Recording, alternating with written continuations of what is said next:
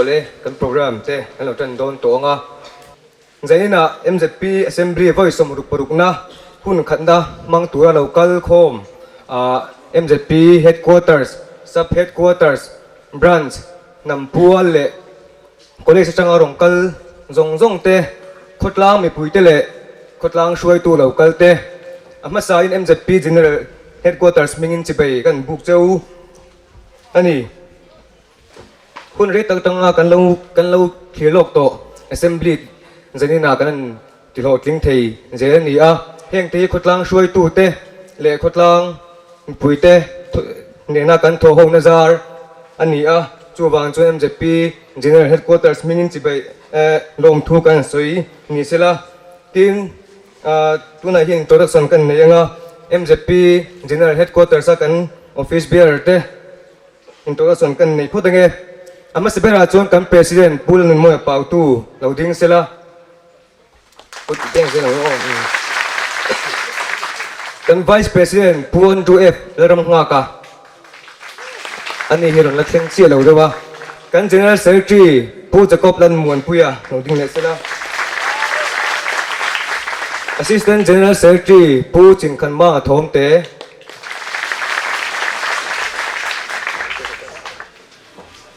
kan treasurer pot na hian kal theri lawa pu sang ming thanga aron thleng chia hei kan vice president men tin ke hi finance secretary nal huap lian kan ni zanin kan program tu chu hetiang hi aniang shuai tu atan nal huap lian finance secretary ania hun se min man sak tu hi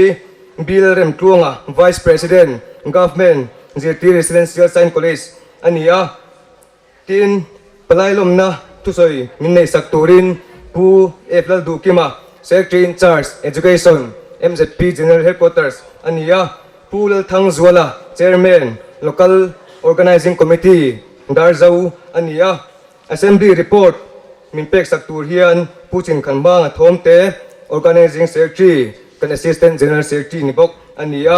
tin janina yen headquarters report pek tur nia nakina po kalin rin lok thainan kan pong lo longa lunglei ser chief na thiale bia te loin ding lok turin kan chetir ani ole tuna chuan hun segment mang sak tu tur bill rem ruata vice president government zirtiri residential science college kan so manga anina hunadon pan zo hian LGC lunglei government college zaipol te khalin ring hal turin kan som hal ni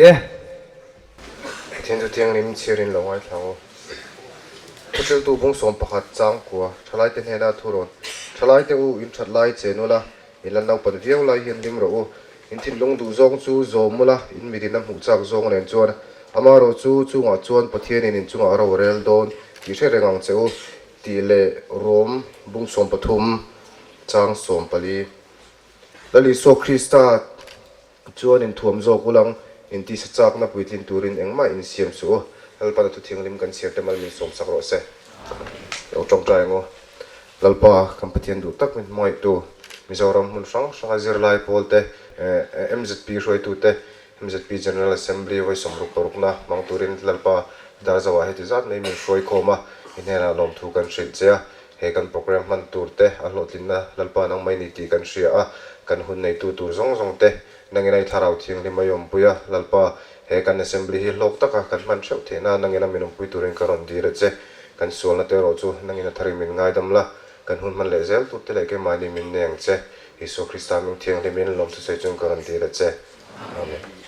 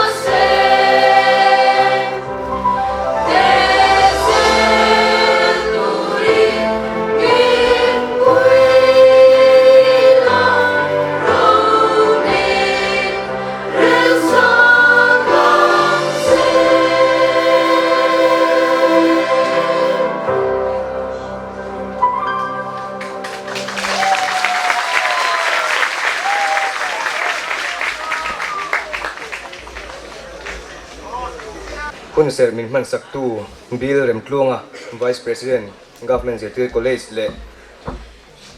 zai moi tak min lui tu lung lei government college te chunga lom thu kan soye tuna chuan palai lom na thu min soi sak turin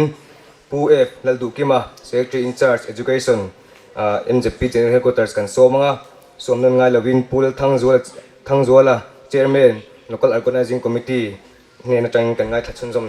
don dia alo bom khop mai janin zan lampang te khile ruaten kan pandal te pon nuai ma se program te tlong takin kan chan chho momop theya tin zanin azan khatna ania ma se hei pandal kan khat thap maya zanin arong kal khom zong zong te chunga ma sain lom thu kan soibok ni ro se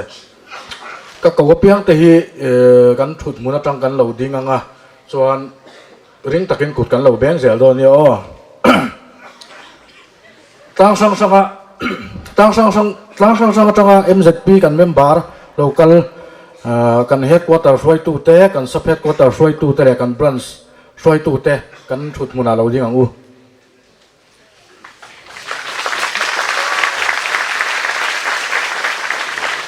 le alo mo me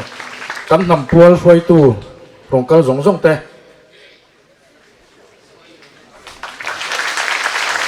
lo me college zirlai le kan SU soi tu ron kal zong zong te ding le le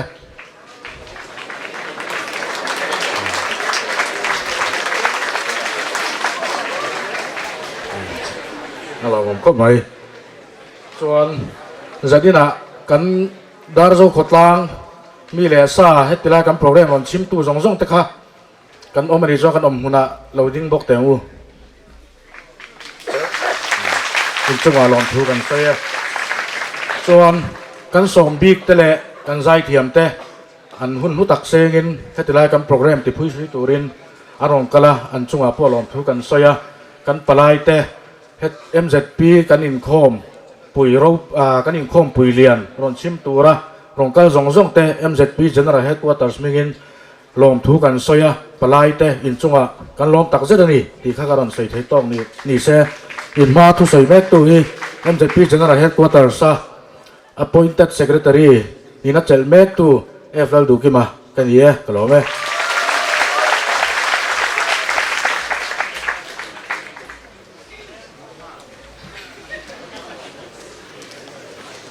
ole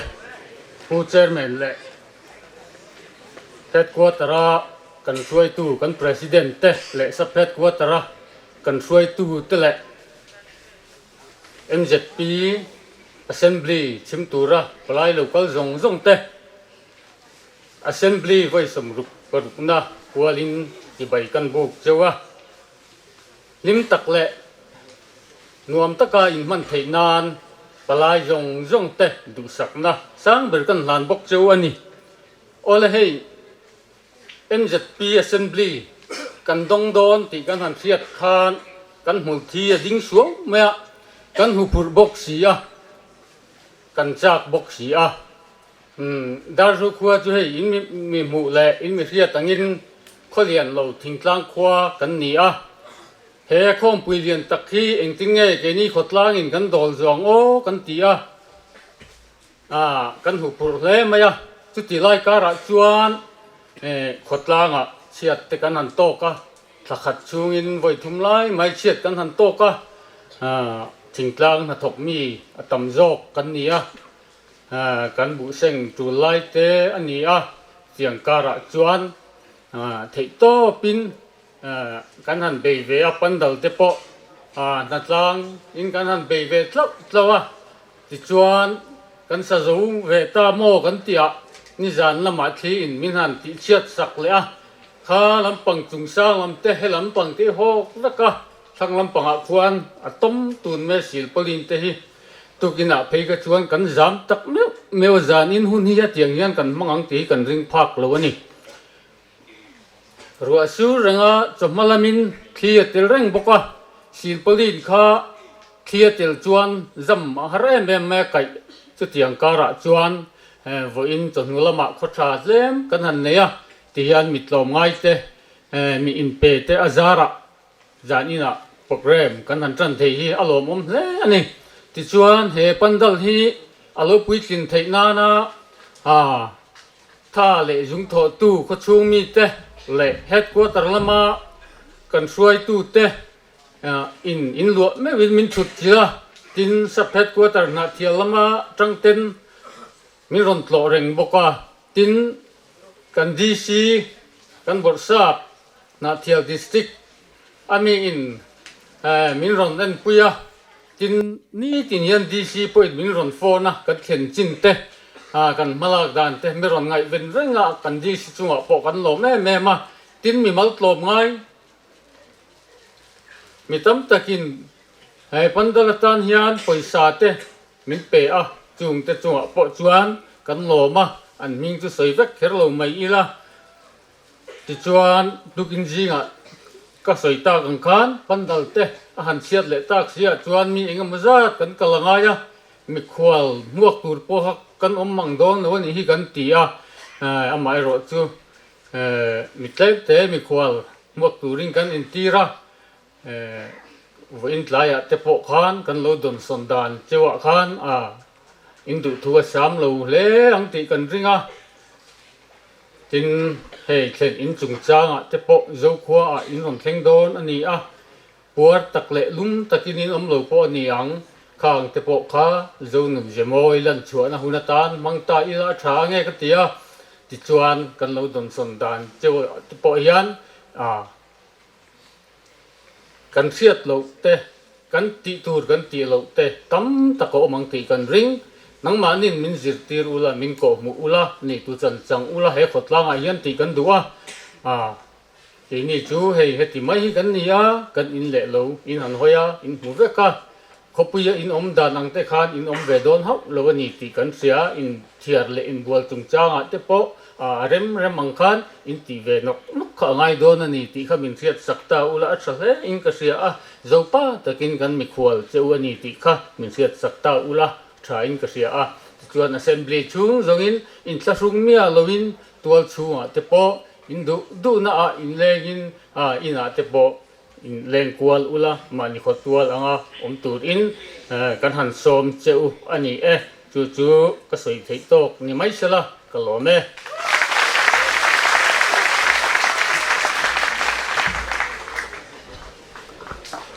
puai plal du ki male pul thang zuala chunga lom thu kan soye we me dar zo pran satang pon tur aron thlenga tlanga phalna nei lo te chu du ali thei tlan lu phal ani lawa kan ngen na min ngai poimo sak turin kan nge ne ti in we me dar zo pran sten anan the question ni oi chon voin ni hian I zai thiam foreign ta kan cha chongat kan neya chu wang chuan hi ma sela tua chong kala khe khal rianga nakina college SU de vena le zilai te nong kal khom ti kan she chu wang chong in tan liu tin kan don cha chong veni ti kamin she sakula ama tu tuan chong ka khe khal rianga I report assembly report kan ngai thap photanga puchin khan ma thom te organizing secretary som photang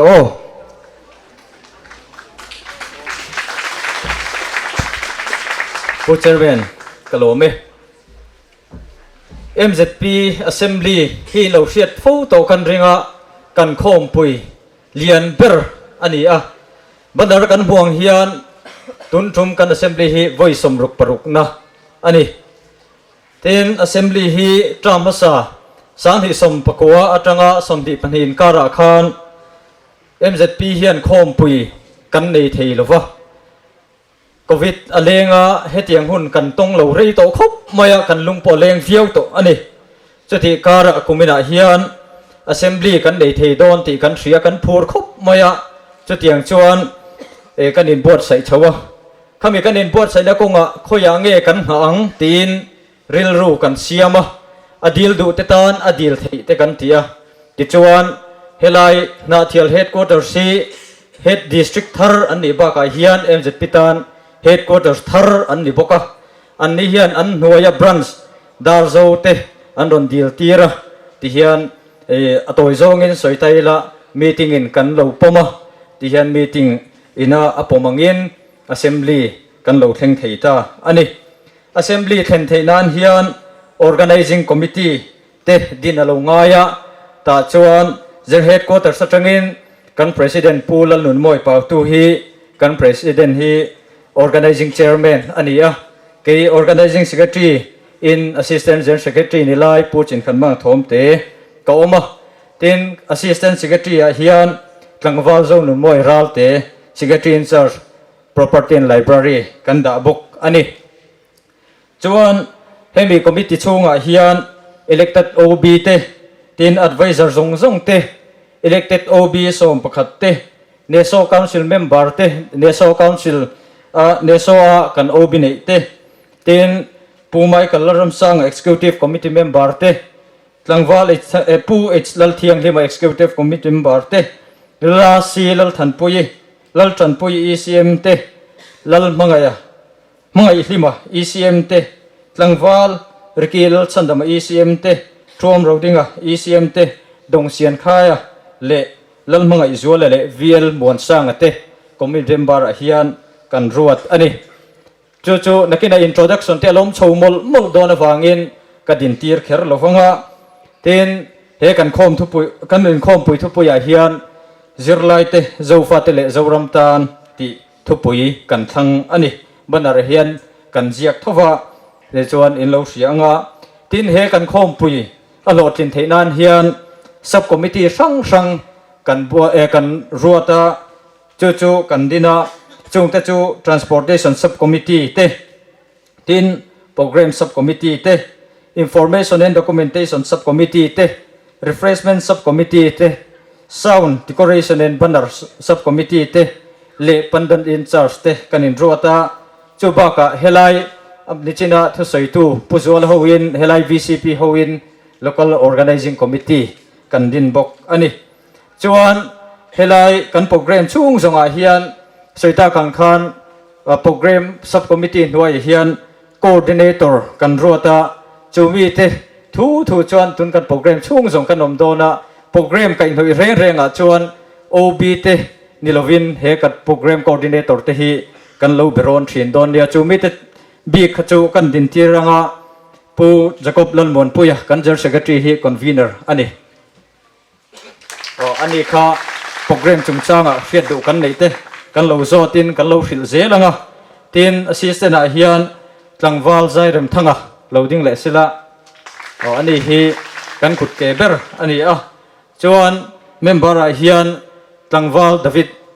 lalro moya loading le sel he lama hian executive committee member ani pathum hian ne takin kan program an duan ang te kan zo manga amaro chu mihring kan nia engmar san na chungchanga hian an mani pathum te kan lo beron thin don ani local organizing a hian soita kan khan VCP PCL thang zuala ani hi chairman ani a vice chairman pathum kan ruata F Darming thanga Darzo branch OMA president le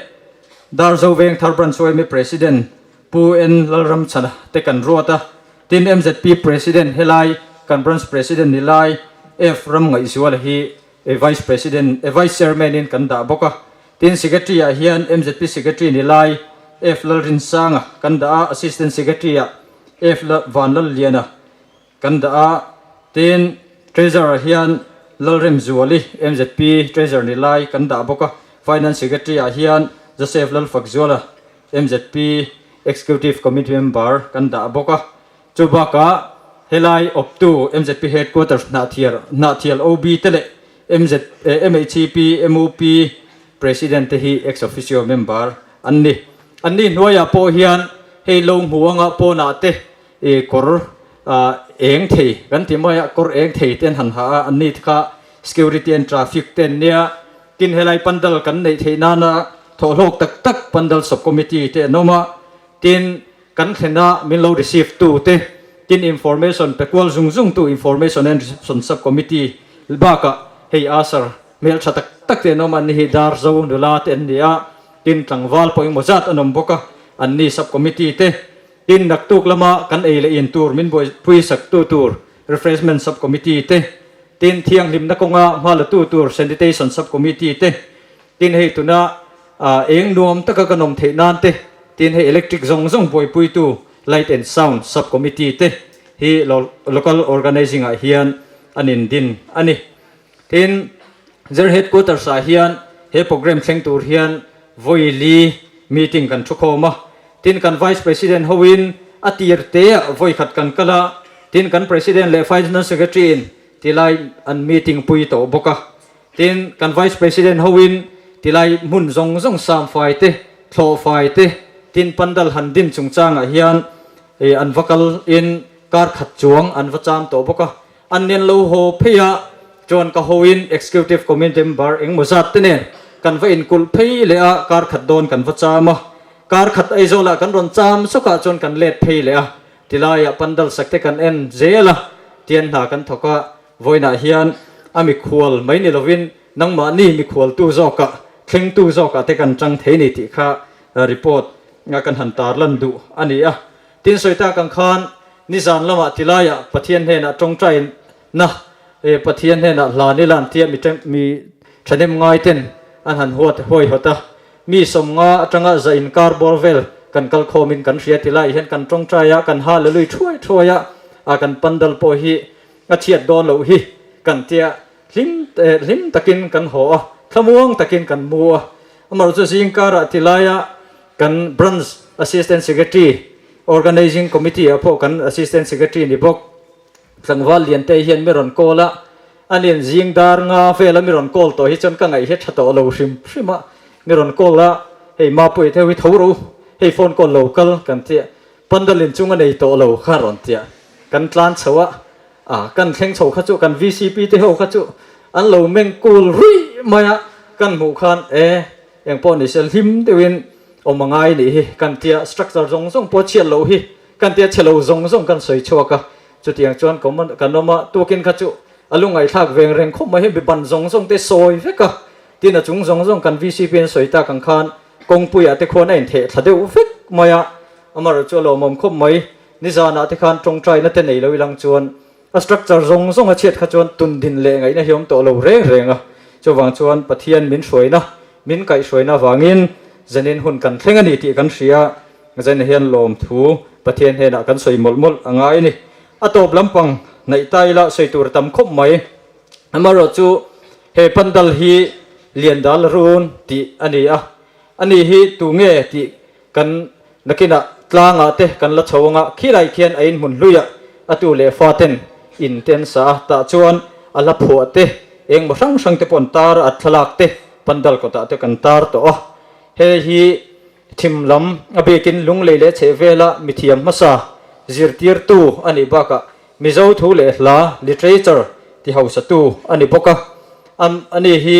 kan soita kan labu apo hian ahla eng mozat kan da chuaka pi pu chho atlang hlui ti te ayu paza thiamin ti te zoram pangpar ti te lalar tak tak phu tu kha ani a chuwang chuan zirlai pol nen ein me le in kan ria tilai dar zawai hian headmaster ni in kum som ni don lo thok to le lo to ani wangin ab he pandal minga po hian lung sithakin ob ba ka hian committee member le assembly organizing committee in kan pasin kan rel ani ti kha kan han soi du ani tina to pera hian tilai kan house ben te hi government je than kem college zirlai te an nia mar chu zanin bi ka hian hei sau ni kan line setup fel lova chu wang chuan drum te tin kan keyboard te hi sound na hin alakal mumal lova tian kan la litle kan la ritleng tlenga nak tuk atang chuan full swing in kan beanga tilai lam tol te po kan la tol setanga kan la tol setanga kan headquarter suai tu ten man suayanga sub headquarter suai tu ten an zuanga tikhan kan lam mo panga top jana chuan lam tol feka hian kan chantiar thei kan in ringa chu organizing in a kemit tha berani tikha zanina report le thunoi kan han soi theite ani kalome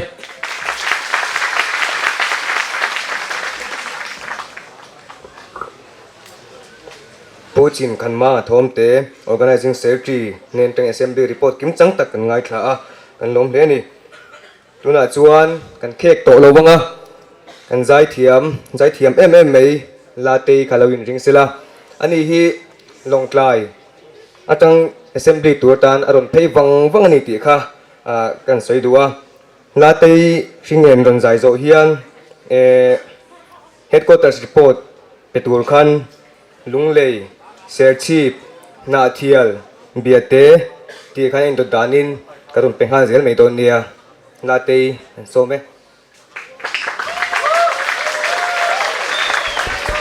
hello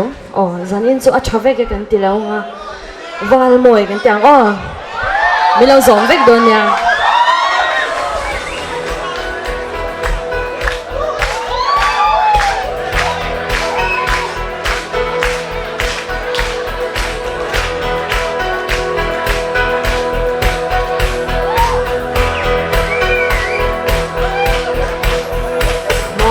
lung rõ là niềm tin lên đưa đi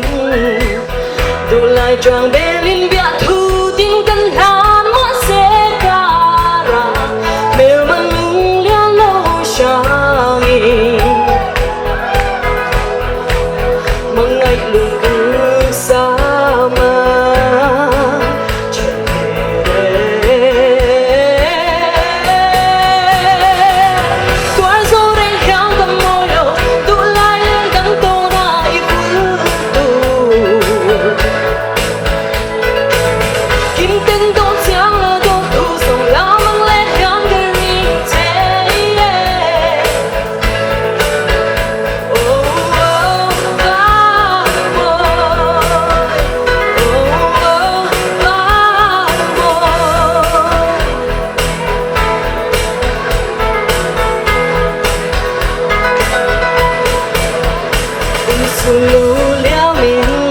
đồn đằng xí lù ô nắng nắng dâu lâu dông nghe mi u xin luôn lang croang mà đeo tên cứ gió xoang lù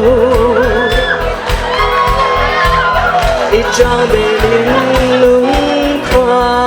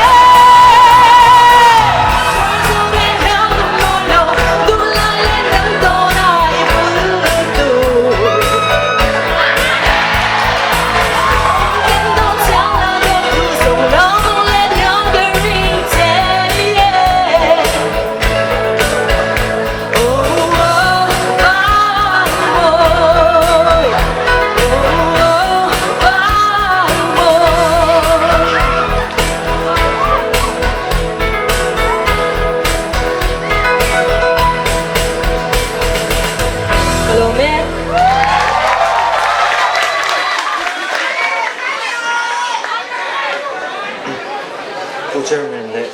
mizo July Paul tlang tra kan troi tu te ka thokui te kam pual troi tu te le college SU leaders te college students te le dazo ko tlang troi tu te ang sai mizo July Paul headquarters lung le hin chi bai ka buk chawa mizo July Paul headquarters lung le a hian sub headquarter panga le branch pakua kan le ya kan OB te hi OB hi Ali kan rong kal thea President Pulal Pek sang a chen kuale Vice President Albert Lalnun Puya kan Treasurer Johan mangai zual ral te le ke ma kelal chuan ma finance secretary te kanron kal theini MZP headquarters lunglei hi ni somni pariat March sang ni somni pani kan charge kanin lana heminu lo April ni khat sang ni somni pani kan Mizoram Sarkarin MCS officer asik soi chungchanga Lunglei district MCS officer chon chu ayo da ni lo wangin le tun ma tanga Lunglei district MCS officer ani dai lo chungchang sarkar longin mek lai ani wangin hetiang thleng hi MZP chuan Asia thiam har ti lea MCS officer pani tal Lunglei district ada turin ma lakngal ania MZP ngen na ti lo tlin ani mai lo wangin DC office ko ta pun khom le pisakai turte dan ani nuwa MCS officer pani pek kan ni May ni som sang ni som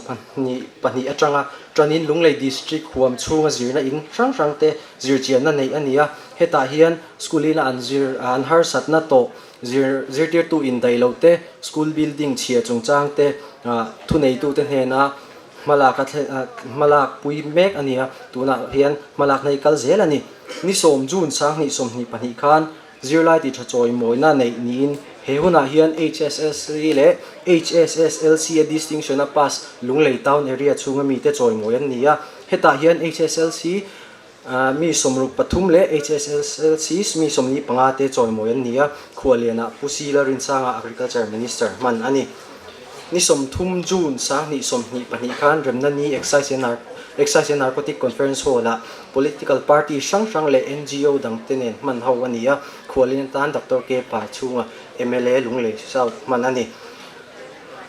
ninga September sang ni somni pani khan Teachers Day manania DC thusu angin zirna in sang Teachers Day and manawangin State Award for Teacher Pulad biak zwala Government Model Primary School electric veng hena lompuina lan ani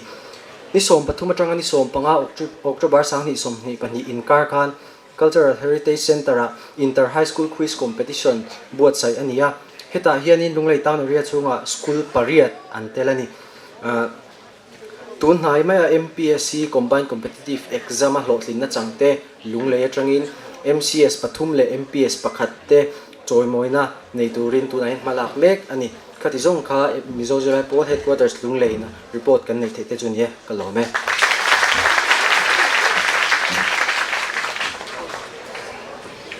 po chairman le general lama kan shwai tu te helai muna palai lo khom zong tele darzo khuwa mi puite ama sai MZP headquarters chief ngin che bai ka bu ka cheu MZP headquarters chief hi march ni somni pathum sani somni le pani kan sani somni pani atanga sani somni le pali shwai tu te pu age dal lom ki ma i president kal chuak tu te farma nei ania MZP headquarters chief te hian committee voi somni pathum kan nei to OB meeting voi sari executive meeting voi som pani extended OB meeting voi li kan nei to tin kan huwa MZP headquarters chief huwa hian sub paruk branch pakwa kan nei me bokani tin MZP headquarters chief te hian kumtin kan lo ti to thin angin zirlai ti tha choi moina kan nei le a ta hian zirlai te hi mi somruk pali kan choi moya ta hian general headquarter lamatangin pu Jacob Lalmon puya general secretary le pu lalhuwa bliana finance secretary tele executive committee mi train katem minon tel pui bokani chuan MZP headquarter chief hian court na nian tang kopin high school sanga te awareness campaign kan naya tin hai hi kalpui zel alania hai ken zela kalpui tura ro manna lanai mek zelani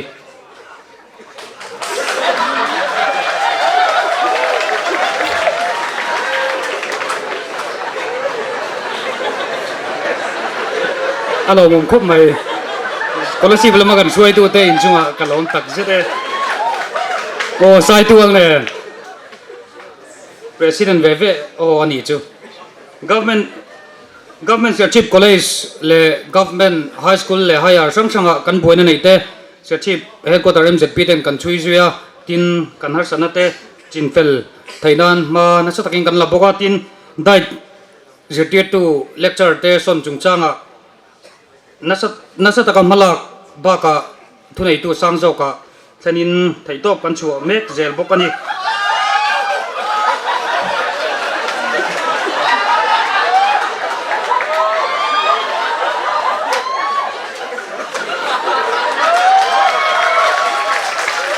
เลยก็คือ MZP Headquarter Chief President อันนี้ส่วน MZP Headquarter Chief เพียนกันเราติดชินังอินChief ห่วงช่วง admission ที่ไทยเราเตะเลยฟรีไปไทยเราเตะจันพุยนันตีน report ไปตูรินกันติดชินะที่ชวน report ไปอินอาหารซากันตีเตะฟรีไปไทยเราเลย admission ที่ไทยเราเตะกันเราจันพุยตัวชินะให้ฮี MZP Chief Headquarter เตะชวนกันอินชวนนั่นแหละ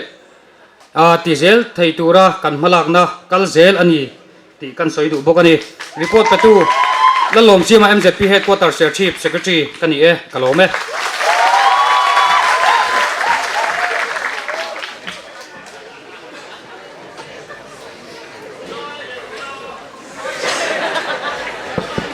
จะมุ่งเดิมรุ่มไม่ล้มเลยก็มาบีอังคันก็จะสวลเวปนังติกันแล้วโอ้มาสายผู้เจอแมนเลย General Headquarters ลำปางกันช่วยตูเตะกลางช่างช่างก็จะไล่ปุยดวงตักเตะเลยกลางช่างช่างMZP Headquarters เลยซับเตะ branch เตะช่วยตูช่างเตะทำปัวละกันจะไล่ช่วยตูเตะเลยดาร์เจ้าขดลางมีปุยเตะ MZP Headquarters นาทีมิงอินคริสต์มาสจีไปอุเลยเป็นที่มิจงจุไลโพลเฮดกูตัดนาทีกันนี่นี่รุกขสมประคัดสังนี่สมนี่ประคัดอินรินนี่เฮดกูตัดปุยตลิกันเนี่ยเหกันนี่เฮดกูตัดนปังเบอร์มิจงจุไลโพลจนเฮดกูตัดนปังเบอร์กันนี่ขสมประคัดเละดาร์การกัวเละมินิสมปฐุมเจ๊ตัวน่ะใครกระชุดเจ๊เฮดกูตัดกันนี่เวตานี่ส่วนเฮดกูตัดเอาบีเตฮีจันอินาเฮียนอารอนกิมเทโลอันมิงให้กันเชียร์ช่วยเข้มใช่มั้งมิจงจุไลโพลเฮดกูตัดเอาบีเตกันเชียร์เวดูตากินPresident hi Kelal Zarzava ania Vice President hi Vanal Shuaya Fana ani Secretary hi Jimila Rosa kania Assist Joint Secretary hi Silan Nunpuya ani Treasurer hi Si Vanal Ruata ania Finance Secretary hi Rammoya ani chuan malak na sang sang hi tuntra ma hian kan nei ve nuala nisom ni pasari nisom ni parian nisom ni pakwa chawa khan na thial district intermediate school and high school quiz competition kan buat saya tin May ni som free note Xerox kan kalpui me ka tuntra ma hianin nizan ma sa tlang khanin class 8 chin chunglampang MA thlengin an yang chu note kan Xerox sak thina kan pisa hian zan lampanga te chuna pa hian kan man thin lo wang hian pisa kan kaila hianin class tan kal thina wang hian zana te po hian kan pisa hi kan hong zeu zeu thina tin zirlai bu hi a thlonin kan sem thina May ni som khan zirlai bu sem na run pui kan ne ni tin MYC Nuaya Nathial District Coaching Center Honani Thainan Makan la meka hi assembly zovela bo zui turani tin sub headquarters si Nathial headquarters Nuaya hian pakhat kan ne ya chair hun sub headquarters an nia tin branch hi som kan nia kan chair chuak hrim hrimanga New Heart Chief te Bualpui 8 Thingsai Pangzol Chief Pir Tuipui di Darzau kai kan ti kha Khoshi Tarpho ai thur le zan ina hei tilai hmuna kan omna Darzo branch te hi anni tin assembly pala hi headquarters na thir tang hian mi som pariat voinia kan kal theya zan ina hian in kan media and documentation subcommittee te I anron chhole dona zan reilam panga mi pathuma ron chholenga naktu ka hian mi pakwa anron kal lenga tun mi som thum ve kan don chu headquarters na thir tangin tin tun tra ma hian al rei rowa committee nei za thi office beer te hian voi riat kan nei to executive committee meeting hi voi sari kan nei to ni sumlak lu za thi chu ka chair chuak lo mai nga atam tham ve khop maya amaro chu mandal kha atam jok dei ni MZP ni poimo hi zoram ni hi chiat to na wangin MZP a kan chung te chiat to a ma wangin kan nei thei hri lowa nam dang nu pui pasal nei lo tura injir tir na ni hi thu chua te kan nei ya tian school sang hayar bi ka ni chu henga te hian kan leng ko lem ZP shoi tu te ti khanin in shrian na te kan nei thin ani tin report tul dang ma chop hian tu na hian ti hlo tin mai tura hian in hei essay writing competition buat sai le kan tum na thial district big tan o hei hi ti athu chuan a fel vek to ma chu atakin ala thleng lowa a thleng ngei do na tin education and career awareness campaign nei turin ma kan la meka zo fest zo vela hian kan tran tura kan ngai bokani o kha jong khani se report pe tu hi Jimmy la rosa nga secretary mi zo julai pol headquarters na thel kan ni kalome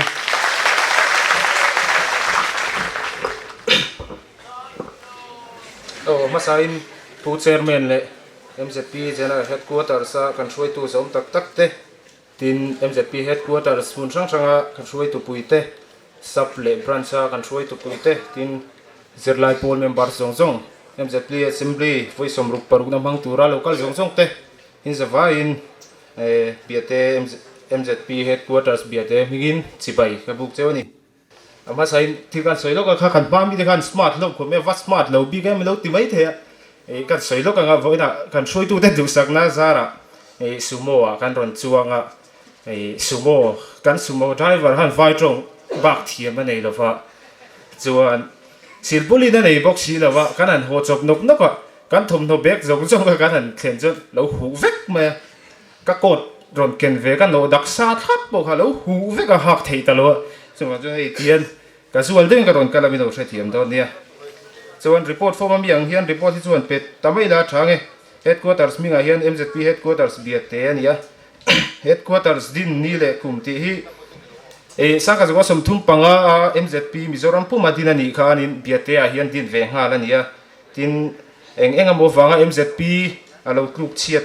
din that le ni saka zo som ko pathum khanin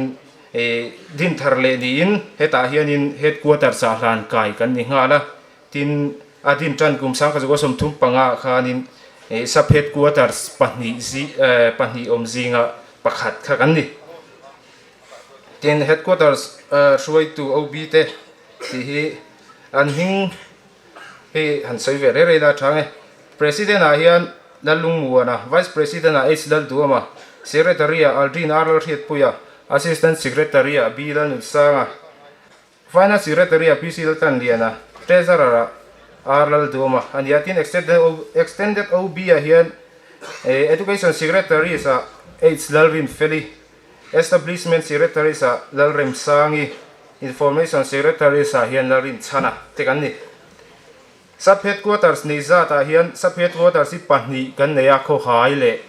chongklai sub headquarters ten yatin branch si pakhat lungtan branch kan nei bokani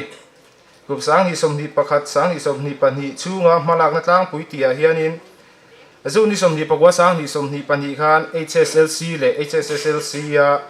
zirlai ti tha te choi moina hun man ania tin biate khuwa hianin vai om reng te hi ILP check thin ania ILP nei lo te hi an nei hun chung an nei thei hun chung tur hun te siam sakin hun tiam te siamin chumi chung an nei lo chuanin thu nei tu sang zo ka lan thin an nia tin tun tum in khom puya hian palai kalza thi pathum gan lo kala hei kan soi fiele lo kanga kan khuwa in chiat kan to ka zone satin mithilumen puingai pathum lai mai kan neya tin achumi kara chuin thatna lamte pawma in nei tur biak in honga in nei pali lai kan hadoma kan soi tu puite an chung khatte tin an thian tha naite an lo ni hloma wangin palai hi kan local tam theilo apoi kan ti hle ni committee nei zat tia hianin voice on panhi kan office bearer meeting big hi voinga tin executive committee meeting hi voice sari kan ne ni sumlak luzat tia hianin nikum november tha tanga tungkum november tha inkar chung hian cheng si nga sanga kan thok chuaka tin man ral lampo hi kan pangral tam viang maya cheng sing thum sang ria zaruk somli kan pangral towa tin sumlan neya hian cheng sing khat sang ruk za thum somruk kan la ne ni MZP ni poimo man dan tia hian zoram ni namdang ni pui pal sal nei lo turen zirtir ni zirlai te ni ti dei heng ni de hi school rang ranga shuai tu OB te insem darin awareness campaign nei thilania hemi ani pual zel hianin zirlai te ya thucha soi thin ani report tool dang tia hianin keini hi lam hi sumdong eng lama kothang lama te kan unal te na an ton fo thinang vai sumdong kan tiang thi kan nei tam lem lo wang hianin sum tuak na tlang hianin kan in lo mai thina kan sum tuak na tlang pui kan pui thin khop maya au bi thang chau the hian thing kan la lop lopa tin farm sam te balu te line sum tuak tin ha kan thok thina ni report petu PC la tan liana finance secretary MZP headquarters biate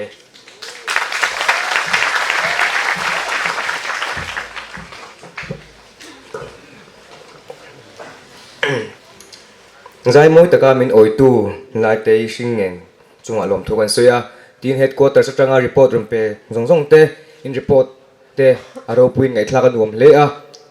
zilai te le ram le nam tan the top chho ho zel turin kan som ha cheu ni e tuna chuam kan zai le tonga o anang soya chuwang chuan mami khalawin ring sela mami hi MZP nga kan farnu nei ve chun ania i zai thiam zinga chuan chuwang chuan ani hi tuna hian chief headquarters a hian finance secretary in meka chuan tuna kan lo som nga ani zai zo hian tu le poimo report tur lem te oma kan general secretary ka som hal don nia hello man ni deu lo kan ka shitlang om na ka sikvia kala dam kol tu ka op kala de thian je ka o te la chiala mi lo shi thiam de lek don ya e zan ina sem MZP assembly tu lo ka zong te chi bai ka buk ve le du chewa i general hi chak na ti ka kan thiam em kan thiam lo chuan kan thiam ngai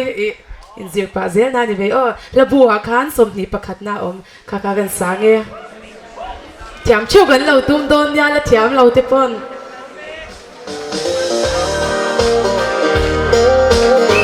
ku ben je ka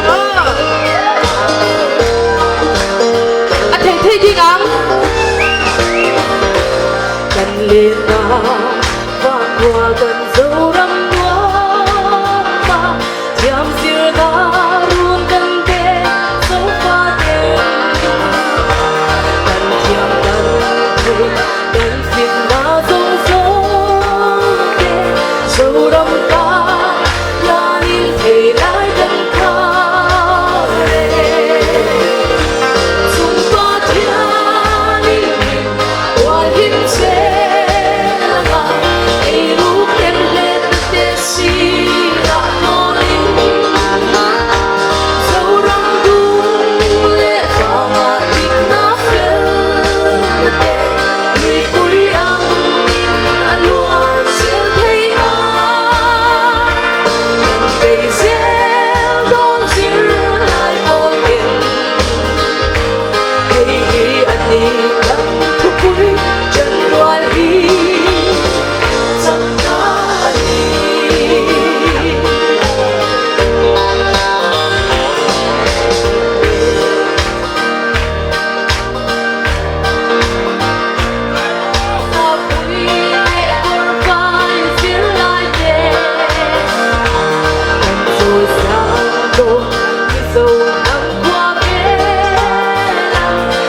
Sắc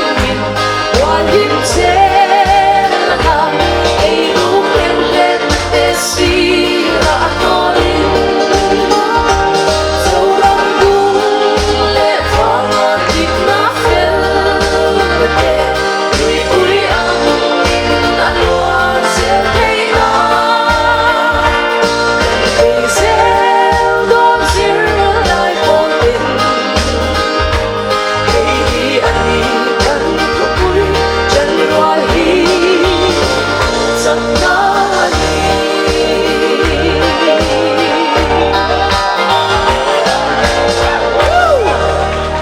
it. Hello. Pu chairman le MZP assembly palai lom na in khom program a kal khom zong zong te chibai kan buk chawa abul tran na program a kan roi tu na zir boka anom ham le maya ke ni pon signature dance em kan la tho chua pui lawa anom zel tu rangai la a tha ge assembly chung cha ga sia tu tu le poimo kan han puang angun taka ngai thaturin kan in ngen ani MZP Rising Day chung chang naktuk ni som ni paruk zingkara hian zirlai te ni MZP Rising Day voice of riat pasarina den chena program toy dar bilirun bula man turania hemi ma hian dar zo khochum ti fa na tlang nei turania nga marlam khoto patangin MZP president pulang nun moi pau tu hovin MZP headquarters lunglei le anoya sub headquarters branch MZP headquarters champhai le government champhai college te MZP headquarters sai tual te MZP headquarters manipur te MBSA Mizoram Bomb Students Association chuai tu te tin pangzirlai pol te college lunglei government college te government je thankima college te zonom college te Government Zirti Residential Science College tele Government Johnson College ten khochung antifayanga MZP Vice President Puan Ru Apel Ramnga Kauvin Chimlam khoto patanga ron tranin MZP Headquarters Scholarship le Noi Sub Headquarters Branch le Scholarship Government Scholarship College te MZP Headquarters na thial le Noi Sub Headquarters Branch na Government na thial College te MZP Headquarters Mamit atanga palai local te tin HSA nge roi tu te government Aizonot College zirlai te government Sangbana College zirlai te le SU te women polytechnic Aizol te le MZP Ger headquarters direct sub headquarters le branch 10 khochung ti fain chimlama kal te le marlama kal te dar biliruna in tokhom anianga ta chuan program toy man aniang Zingdar Saria kan omna muntur chewa omman kan tum donia tindar Saria tangin khochung ti fa hi tran ani don ani heti la hian MZP Rising Day pula natlang nei chung hian MZP Queer member ten pandala hian la zirtur ani puan tu tul chen khatte kan program sang sanga chanvo nei tu tele nei zel tur ten program tran main program coordinator te nena in report chin turania program coordinator te phone number kha labu le program bu kan siam akhan tarlan ania tiang hiania heng hi reception counter ate khan lam thei ina oma kan labu le program bu te hi kan program mana piang in keng chin turin kanan in ngen ani tin assembly palai zong zong te kan than in deta na har satna siam lo turle zonun zemoi wongchunga khwaltha ni turin zani na hi kan ngen tharle a tin zain kam program zo hian college SU zong zong te thil poimo tak soyo turo ma wangin pandala hian nu fual turin kanan in ngen bok ani tin palai kal khom te pandal chunga ni emo kan chet velna faina ngai poimo turin kanin ngen tharle a bollo aboma chau pai turin kanin nge non mol mol a tin zaina tang kan program atang khan headquarters report pek ania headquarters report pelezer turten program kan report pek te kha program coordinator torten hena a copy kha pelezer turin kanan in ngen boka tun din huna ni khwal reception line report za thi mi zaruk somsari pani ania midang local met hi an om ning kan sia an thanem em awangin hriat mai the ni ri lawani kalome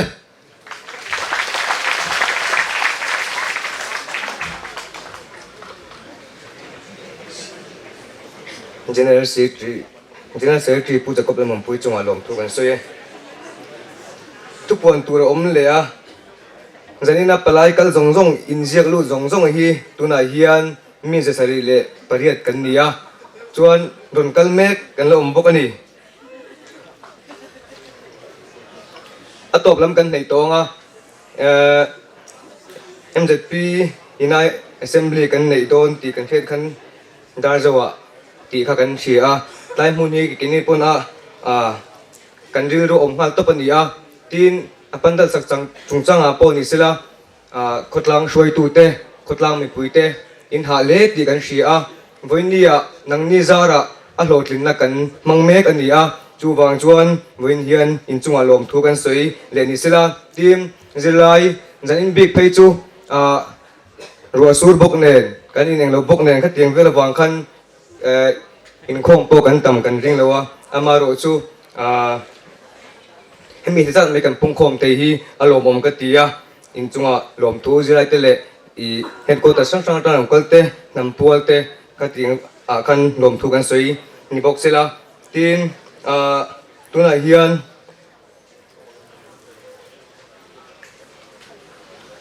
kan ban la tu hi kan vice president hi thlanga la buwa kan pakhat na in sui khom le zai re lang u ti kha ban la tan kan manga kan zai shoi tu te kha hetama hian lo chuak sela chuan la kan sak zo hian kan zawai kan dinganga lal biak na kan soi le ngal do ni o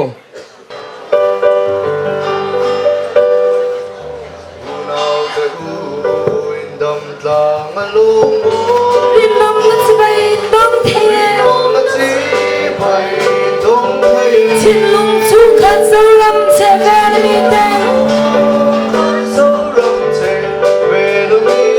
Suy khong le sai le lang